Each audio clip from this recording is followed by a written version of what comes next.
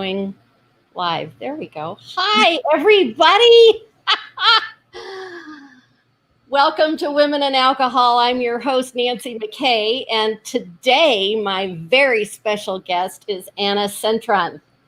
Anna is a proud Denver native who hails from Wash Park and also a proud graduate of George Washington High School. Boo! I'm a Denver South rebel, so we have a bit of a Right. conflict going on here. So, giving back to her community is one of Anna's really big whys. And as a woman in recovery from drugs and alcohol, she finds it so important to spread awareness and support around addiction and breaking the negative stigma that is associated with it. And boy, am I on the same page with you there. Totally. Anna knows that the importance of having continued open discussions and dialogue around addiction and to be open about her journey and the tools that she uses daily on her continued path of sobriety. Her hope and mission is to help others impacted by addiction and to spread hope and the message that there is a solution. So, as always, we will be having an adult conversation with a great chance of adult language. Right, Anna? I'll try. No. No. No censoring allowed. So, if you have children in the room, now's a good time for earphones.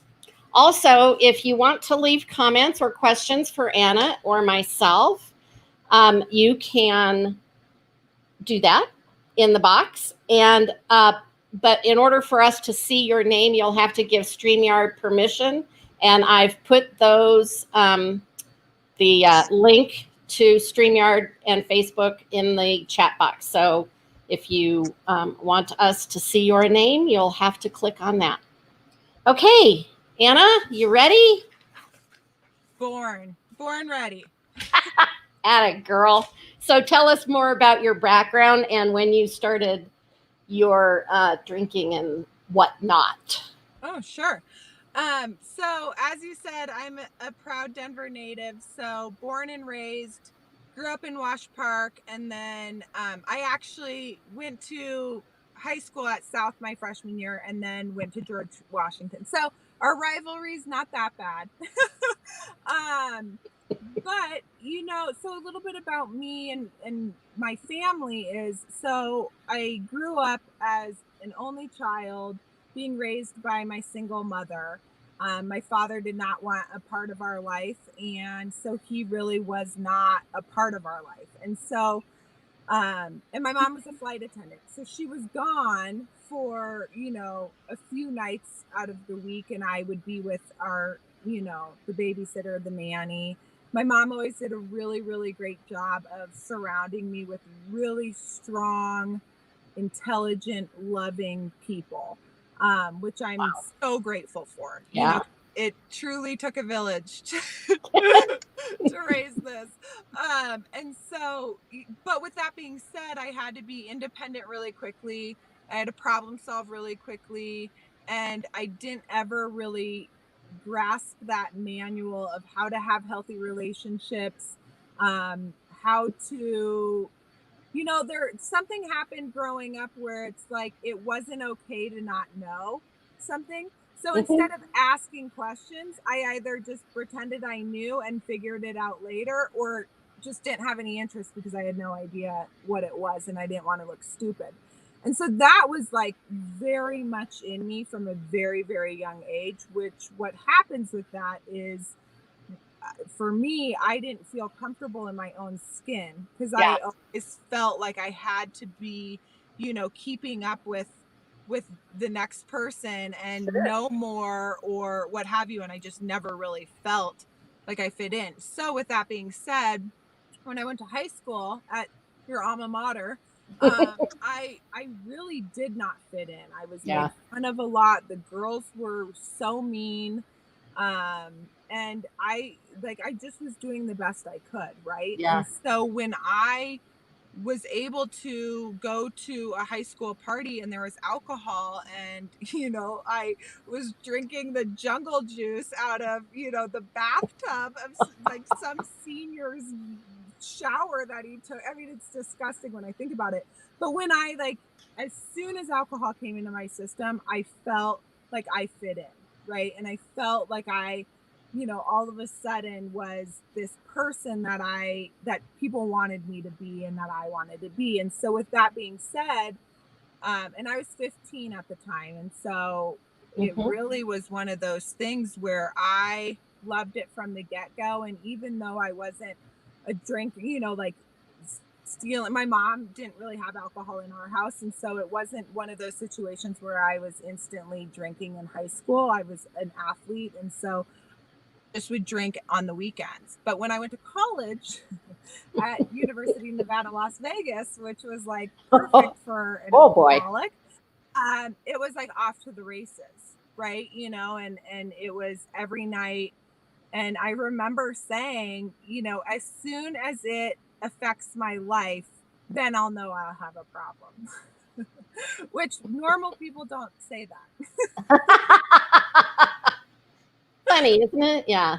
Yeah, yeah. So from like a really young age, I knew my drinking looked different, but I was okay with it because I was with a lot of other people in college who drank the way that I drank and Right. normalized it.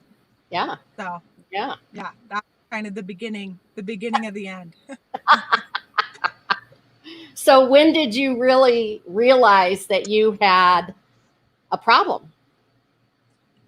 You know, the thing is about my drinking is that I did everything in my power to prove to myself that I didn't have a problem, right? Whether that was, having a checklist of like, okay, you'll have a problem if you're drinking in the morning. So I would never drink in the morning. Or I know I have a problem if I'm drinking by myself. And I had this like checklist, and that I really kind of worked around to make sure that I didn't knock any of those off.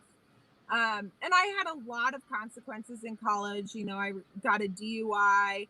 In high school, I had 2 minor in possessions of alcohol. I mean, it definitely had negative impacts from the get go. Mm-hmm. Um, but I never thought it was my drinking. I just thought that I was in the wrong place at the wrong time, or it happens to all of us, or I was really good at like blaming, complaining, and explaining everything else other than my drinking being why my life was a mess. Uh-huh.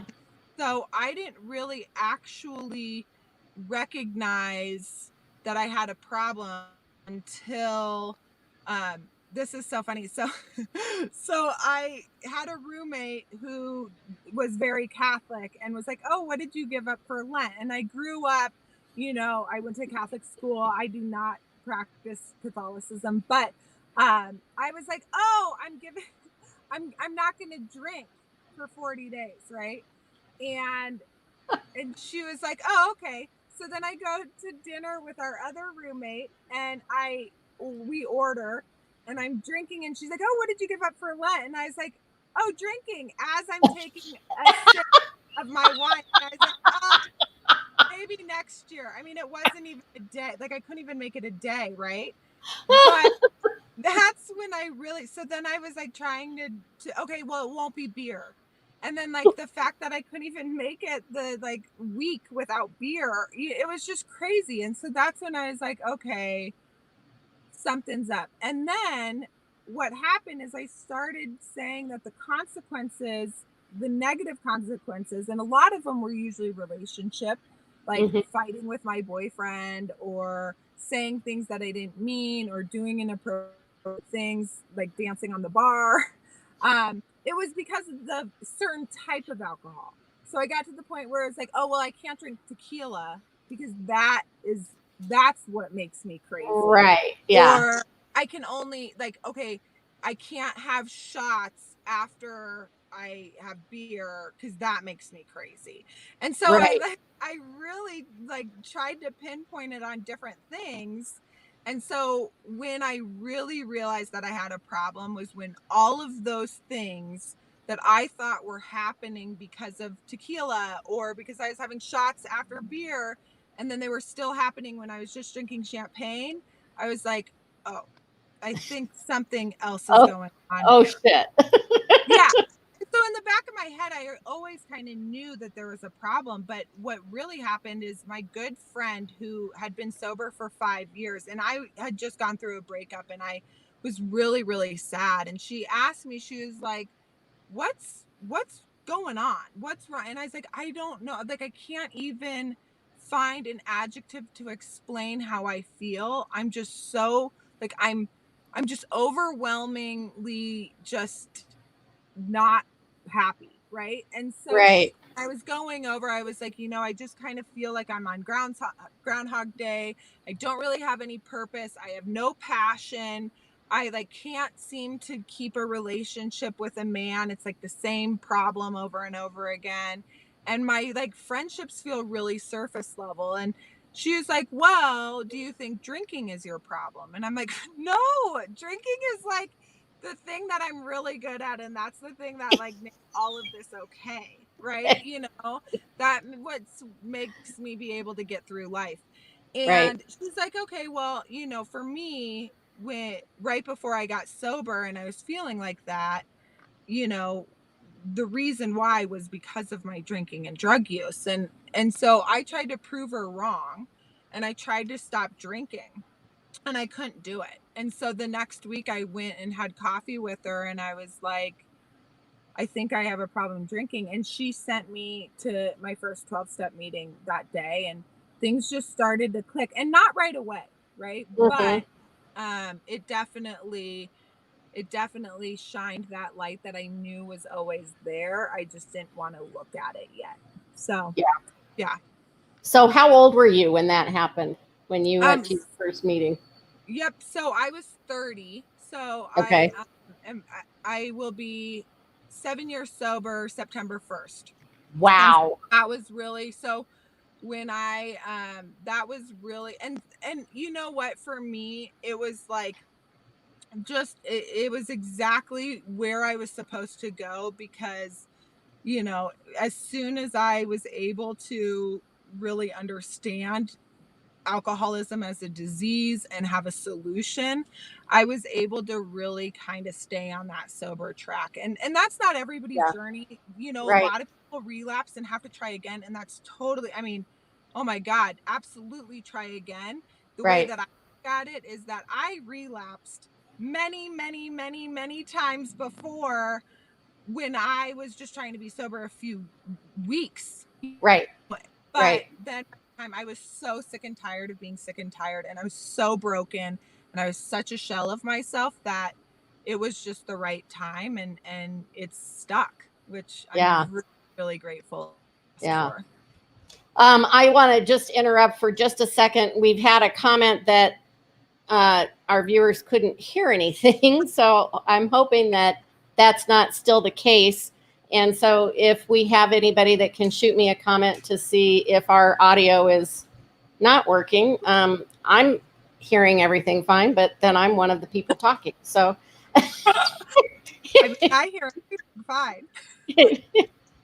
I can hear you great. Yeah.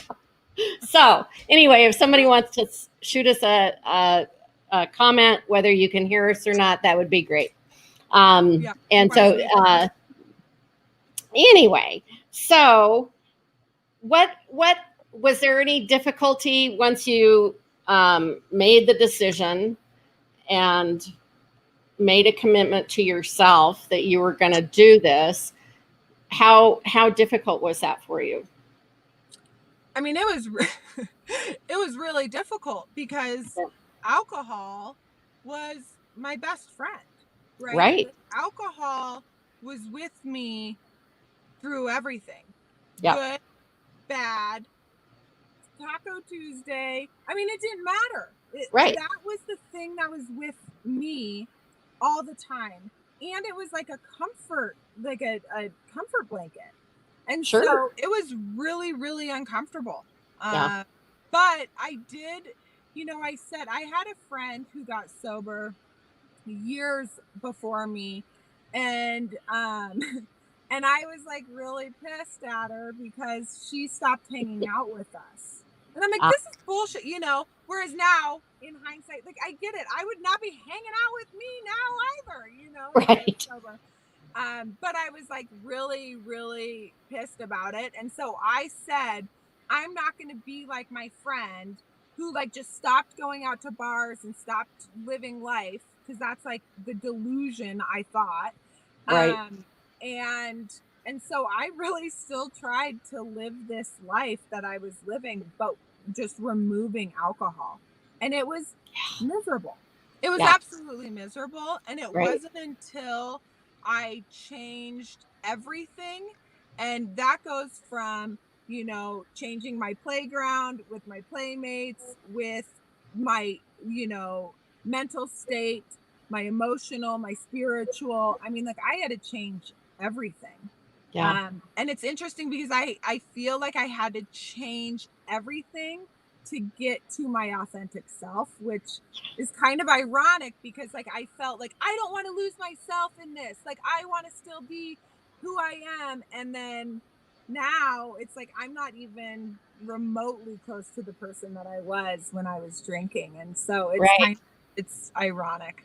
Well, and I think that's one of the things that alcohol does to us is it it prevents us from connecting with ourselves and from knowing ourselves and our authentic inner wisdom, and Oh, absolutely. it creates a barrier. So we think that it's our best friend and that we can't function in the world without it because we're socially inept or whatever, but in reality it's creating this horrific barrier between us and ourselves. And Totally. until we can eliminate it, then that's when the magic happens. And it can't Oh, really happen until that barrier is gone, you know? oh, absolutely. Absolutely. Well, and I think that like anything that is a mind altering substance disconnects like my reality, like my perception of myself Yeah. to my reality. Oh Because yeah. I thought that I was this really good person and kind and loving and like no no, I was seriously delusional on how I was showing up to this world.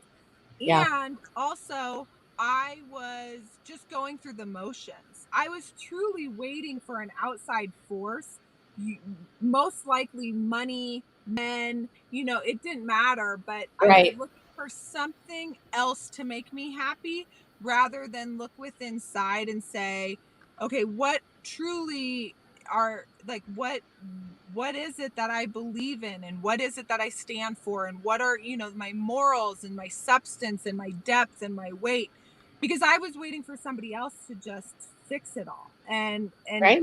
and that was okay when I had alcohol, but as soon as you take alcohol away, you're stuck with yourself. Yeah. So you better like yourself at that Yeah. point. So I had to like really kind of rebuild myself in a lot of Yeah. ways. Right. Right. Well, and when you start drinking when you're 15, right? Yeah, yeah. you Oh, start you start creating this fake persona that's yeah. built on alcohol. And Oh, totally. so, when you take that away, it's like, well, now who the fuck am I? Totally. Right? Right? Totally. And So, also what makes it really hard is that, they say that when you stop drinking, you get catapulted back to the age that you were when you started. And so yeah, that was like very true for me is like I was 30 years old with a brain of a 15-year-old of like how to navigate life and how to right. like do things without drinking and how to have fun, like belly laughter fun, and how Yeah, to like contribute to a conversation and to society and to, like it's so pathetic to say that I had to learn how to do all of that, but I did because I was like back at 15 again. Right.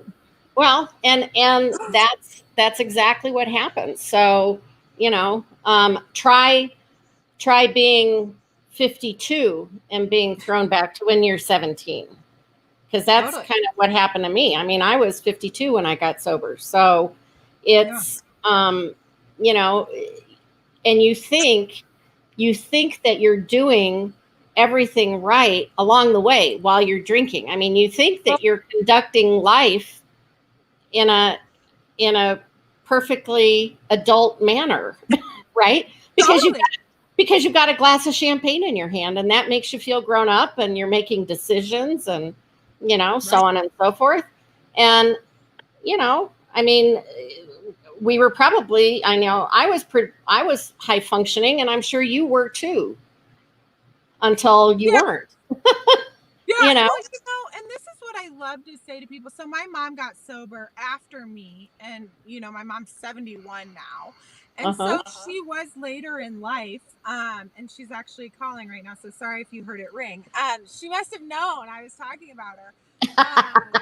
But this is what I say to everybody, whether you're younger than me or older than me getting sober, is that it doesn't matter how old, because Right. all of a sudden you're going to have a totally different life no matter what your age is. Right. I just think that that's what is so awesome about sobriety, is that you're able to really kind of get down to like who you are. And I don't know if a lot of people in this world can say that if they, don't do introspection. And like when you're taking away such a big part of you, you have to, like, you're forced to look inside, right? So, Absolutely. yeah, Absolutely. yeah, age does not. So, yeah. So, what else has changed for you? I know that you are now in the real estate world, and that happened since you've been sober, right? Oh, yeah. I mean, you ask what has changed. I mean, everything. Yeah. I mean, everything is. So I was working in, oh, and I also wanted to say to your last comment of like where you're still functioning like a high functioning alcoholic. So I used to think I was high functioning, but then I like really looked at, and it's always in hindsight because I see how my life is now. Right. And I say that I had a low bottom, that I didn't have a whole lot that I lost, but my drinking didn't allow me to have a whole lot to lose. Like I didn't have some great family or husband or some great job or house or some great car like to lose. I just Yeah. didn't. And Yeah. so like my drinking, like even though I still looked functioning in my eyes, if I, as where I am today, looking at that, that is not functioning because I Yeah. have such a different like bar set to where functioning is. Yeah. Yeah. And so that's what's so hard for me to be like a high functioning alcoholic. I mean, could I get up and get myself dressed and go to some mediocre like job that I hated? Yeah, yeah, I did. But that is not my life today, right? Like that's Right. not high functioning, for my life today. So, Yeah. but with that being said, I hated what I was doing, and I did it for a year after I got sober, and finally, I was, I was pushed into the right direction. And, Hmm. I was able to kind of navigate that through intuition and believing in a power greater than myself guiding me. And because it was not me who Yeah. made the leap of faith going to 100% commission job Yeah. of something I've never done, and Right. it was one of those things where it was like there were so many things that I did to get to where I am today that I didn't even realize were going to be like pivotal things to get me to my success where it was. I just kept Yeah. doing whatever was in front of me. Right. Like whatever Right. literally fell in front of me, I just did, and I did it to the best of my ability, and I just like took off. And so now, I always say that the shoe fits with real estate. I mean, it's like it was made for me. Yeah. And it just, with that, I think that when you find what you're supposed to be doing and you have the passion to do it to where it doesn't feel like work, um that that's when you know that you're really in alignment. And that's just where I could that Right. change, of course. And will it change? Of course, but I definitely, have found where I'm supposed to be. Yeah. Yeah. Well, that is just such, that's so powerful because you've come from a place where, even if you just look at the professionalism of it, just you had a job that you hated, that you call mediocre, and now you are a very successful businesswoman. And that wouldn't have happened if you had kept drinking. Oh And no, there's no way. yeah, I would not be where I am today without being sober. yeah, 100%. yeah, Yeah, everything I have in my life connects back to sobriety. 100%. I mean, yeah. honestly, the only thing that I have in my life today that I had when I was drinking is my dog Lucy. Which, I mean, okay. And then like the friends and the family who I like love so much and who have loved me no matter what.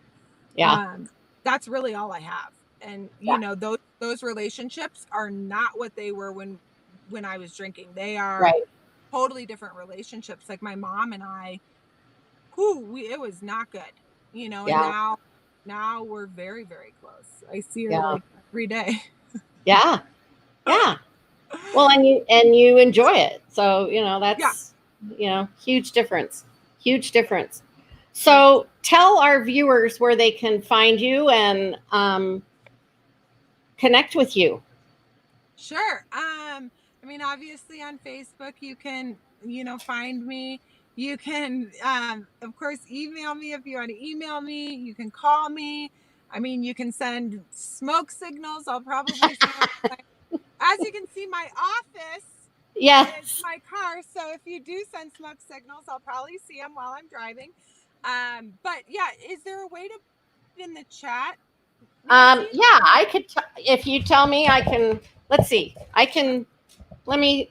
Let me figure that out. Hang on one sec. Awesome. We're learning. We're We're gonna learning. have to Cool. fly by the seat of our pants. So hang on Sure. one sec. And so keep talking amongst Okay. yourselves. Yeah. Like play the hold music, like do Oh do do. yeah. Uh-oh. There. What happened? Okay, here we go. I lost you there for a minute. Okay, Oh, so there's Anna's email. It's coming up and in the chat. And so that's where you can reach her. And also, like she said, she's on Facebook, she's on LinkedIn, yep. and she's a rock star. So um, I'm so grateful that you were here to join me. And now we're at that very special part of the show where we have some rapid fire questions. So are you ready? These are I really mean, tough. I think so. All right. What's your favorite food? Ooh, pizza. Ah. How about your favorite book? Read anything good Ooh. lately that you love? Well, The Sun Also Rises is one of my favorite books, but I did just finish Daring Greatly, Brene Brown, which I think is, Yep. I mean, yeah. But I have a whole slew of them. Yeah. It's hard So, not but to. Sun Also Rises is probably my favorite. Yeah. Or yeah. Oh, you're going to say something else. No, it's You have okay. another thought. All right. No, Okay. What's your favorite curse word? I think I already know the answer, but I'm going to let you Oh, say it. fuck. Yes. Oh, fuck. Oh, fuck. Like That's that. like a mood. That's actually a mood. Oh, fuck. Like, oh, Yeah. I say it about 100 times a day. Yeah. Anna, it has been a true pleasure to have No, you pleasure's all mine. Thank you. with me today, and I'm so very grateful. Thank you. So Thank you. we'll Thank you.